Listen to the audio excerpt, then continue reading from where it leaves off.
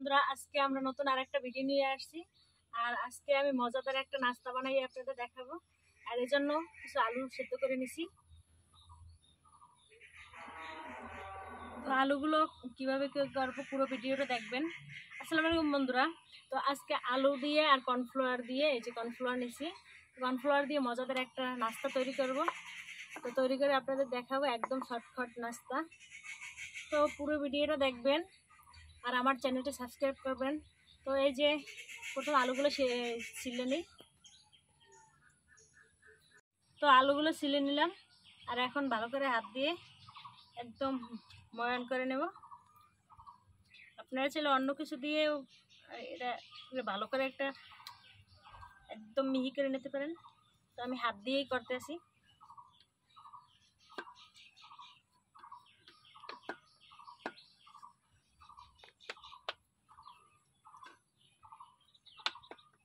বন্ধুরা, আমি আলুটা এই যে একদম মেখে নিছি। এখন একটু লবণ দিয়ে দেবো, বেশি না, অল্প অল্প লবণ দিয়ে দিলাম। এবার কর্নফ্লাওয়ার দেবো। আপনারা চাইলে এখানে চালের গুঁড়ি অথবা ময়দাও ব্যবহার করতে পারেন।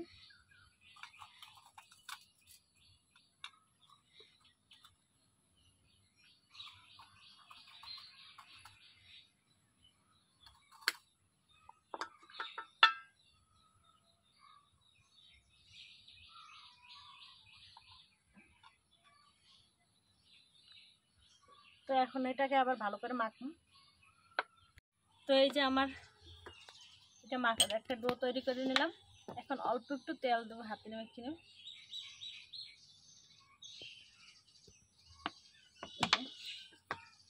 যাতে এটা হাতে আর লাগবে না পরে। এর জন্য অল্প একটু তেল দিলাম।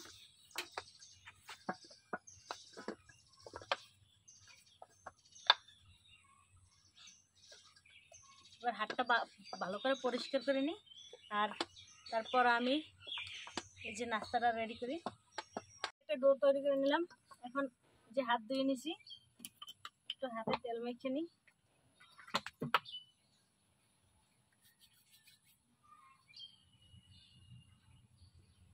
আর এখানে আমি অল্প কিছু ময়দাও মানে এইটার সাথে মাখছি, অল্প একটু ময়দা নিছি। তো এখন আমি যে গোল করে একটা শেপ তৈরি করবো। আর এখানে দেখেন একটা মুখা নিছি, বোতলের একটা মুখা নিছি। এটা দিয়ে যে আমি একটা ডিজাইন করে নিলাম।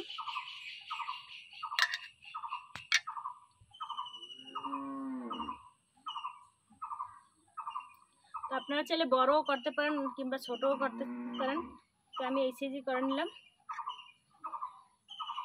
এই যে আপনাদের দেখাই দিই আমি, এই যে দেখেন সুন্দর একটা শেপ হয়েছে। তো আমি এরকম করে সবগুলো করে নিই। তো বন্ধুরা, এই যে দেখেন আমার সব পাস্তাগুলো বানানো হয়ে গেছে। তো এবার আমি সেদ্ধ করব। চুলায় কড়াই বসিয়ে দিলাম, এখন জাল ধরে দিই। বন্ধুরা দেখেন পানিতে বলক আসছে। আর আমি এখন এগুলোকে সেদ্ধ করবো আবার।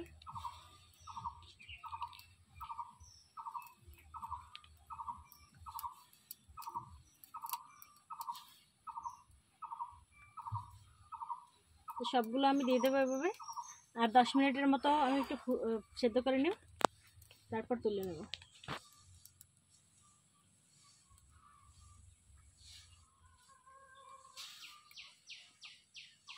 এই যে আমার পাস্তাটা হয়ে গেছে, এবার আমি তুলে নেব এক এক করে।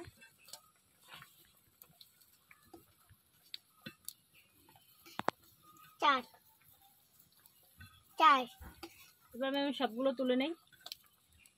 তো এই যে বরফ নিলাম আর কিছু পানি নেব। এখন এইগুলোর ভিতরে এইগুলো দিয়ে দেবো।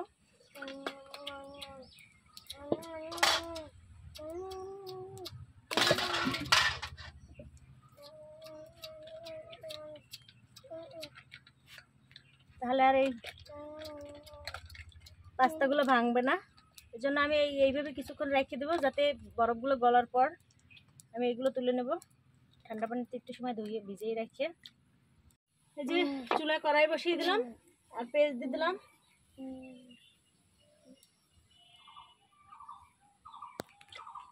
সাদা তেল দিলাম।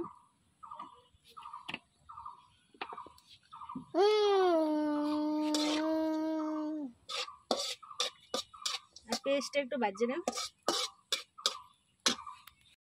পেস্টটা একটু হালকা ভাজা দিয়ে নিচ্ছি। এবার কাঁচামরিচ কুচি আর টমেটো দিয়ে দেবো।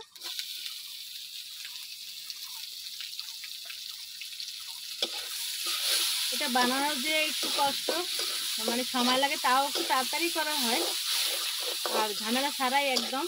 আর রান্নাটা তো একদম খুব সহজ রান্না। এর সাথে আপনারা সবজি চাইলে সবজি ব্যবহার করতে পারেন, তো আমি বেশি সবজি ব্যবহার করলাম না, আমি শুধু এই হালকা পাতলা টমেটো আর ডিম ব্যবহার করবো। আপনারা চাইলে মাছ মাংস যা কিছু ইচ্ছে ব্যবহার করতে পারেন।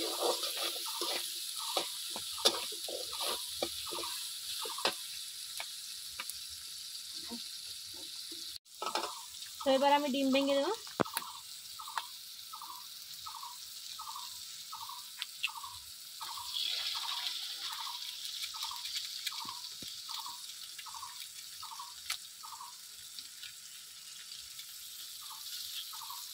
হাঁসের ডিমের এই একটা অবস্থা, আমি করতেই চাই না গলাগুলো।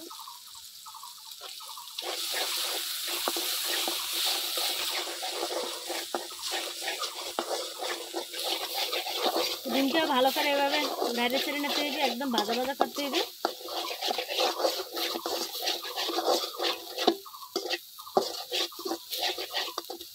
তো আমার তেলের পরিমাণটা একটু কম হয়ে গেছে, তো আমি আরেকটু তেল দিয়ে দিই।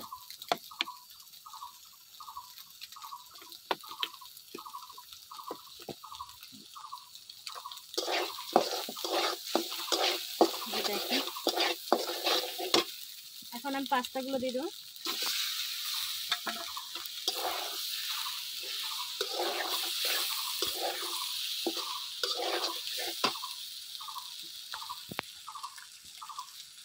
এরপর সয়া সস,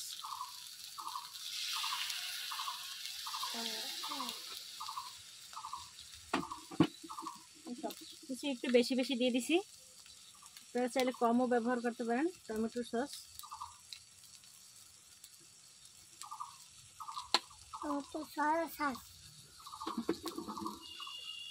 তারপর সবচেয়ে মজাদার, যাতে এটা একটু সুস্বাদু করবে, এটা হলো ম্যাগি মশলা।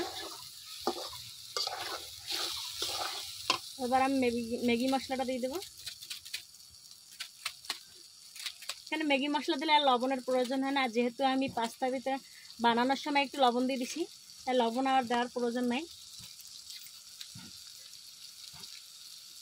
আর যারা বেশি লবণ খান তারা একটু দিয়ে দিতে পারেন।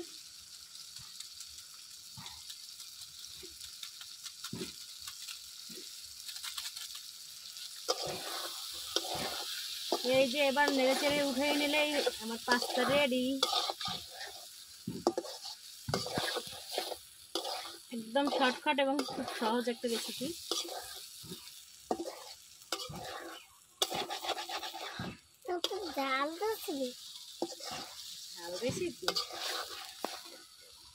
এই যে আমার পাস্তাটা হয়ে গেছে, এবার আমি তুলে নিই।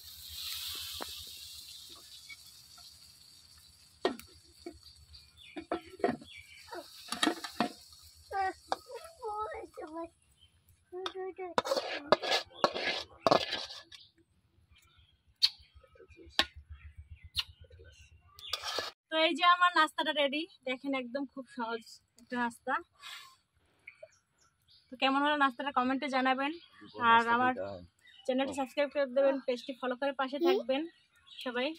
আমার পেজের নাম হচ্ছে লাকি আক্তার, আর আমার প্রোফাইলের নাম হচ্ছে লাকি আক্তার। না